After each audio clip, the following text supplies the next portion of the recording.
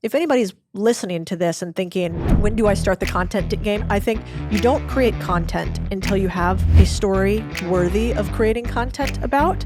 A lot of people tell statistics. Very few people tell stories. If you want to tell an incredible story, you have to ask yourself, so what? Why do they care? So what? Most people tell a story because they think it's interesting, but they don't actually know the so what. And that is the difference between a story that people care about and one that they don't. The 3-year journey from you to build your audience from 0 to where it's at now, like, can you walk us through that? Because I'm sure people want to emulate it. There's like, how did Codie do it? A couple things. We actually found a study that was fascinating that answered this question. Should you quit your job to go all in on the thing you want to do, your side hustle? When should you quit your job?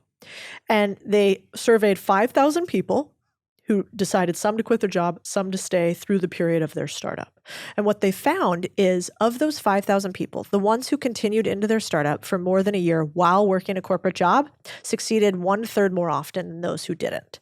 And so the reason I say that is because I started this when I still had a quote unquote job. And so if anybody's listening to this and thinking, when do I start the content game? Should I go all in? I think you don't create content until you have a story worthy of creating content about, or a skill set worthy of creating content about. So if you want to Logan Paul it, you can create incredible stories. And you could go super viral. Spectacles. Right, exactly. That's an option. But if you want to be seen as an expert, which I think a lot of people do in their content, you've got to become the expert first. And I don't buy into this thing where a lot of people today are saying, hey, I want to become an expert on marketing, but I've never run a marketing company, right? And they can't compete with somebody like you who's done this for years. Right. So I would say step one, either come up with an incredible story or become an expert on something and then go create content around it. You do a really good job of storytelling, right? And so like when I talk to Alex and Layla about this, it's like the three of us, I at least for me, do not like direct to camera where I'm lecturing like, you should do it this way, da-da-da-da-da, right? But I think you've learned a lot of storytelling, maybe back to your reporter days, right? Are there any like key things, takeaways there that you can share on storytelling? Because I think you're just a natural at it. Practice makes perfect. My family had 4 chairs in my parents' living room, and my brother and I always joked that we eventually melted into those 4 chairs with my parents because we would tell stories continuously around them. That's the way that my family communicated, and we would have to debate our ideas. So we were very boisterous. So, my brother is more interested in politics, more aggressively interested in politics than I am. And so he would say a point that I thought was crazy and we'd go at him. And then my dad would have another one and then my mom would have one. We would all sort of debate. And so for that reason, I think we got good at trying to convince others of our viewpoints.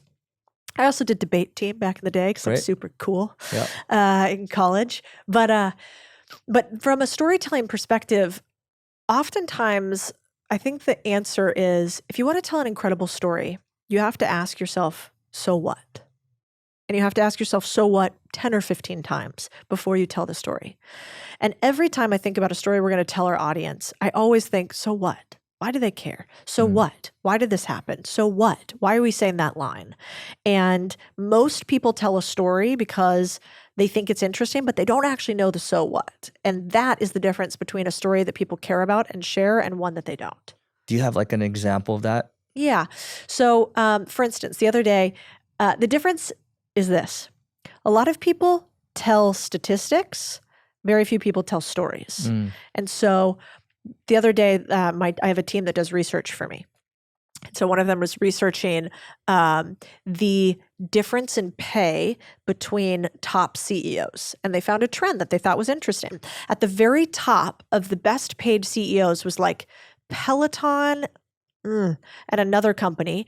And then Disney was lower down and Ford was lower down. And they said, we think this is interesting because Disney and Ford are much more profitable than Peloton, who has basically burned through all this cash and whatever, but look how much the CEO is making. And I was like, okay, so what? And when they give me a statistics, we dive down. So the so what is, well, the average person is going to think that's weird. Why are these Silicon Valley companies getting this and whatever? And so I could say, so what? Well, are they funding this company versus that company? And we go down this rabbit hole.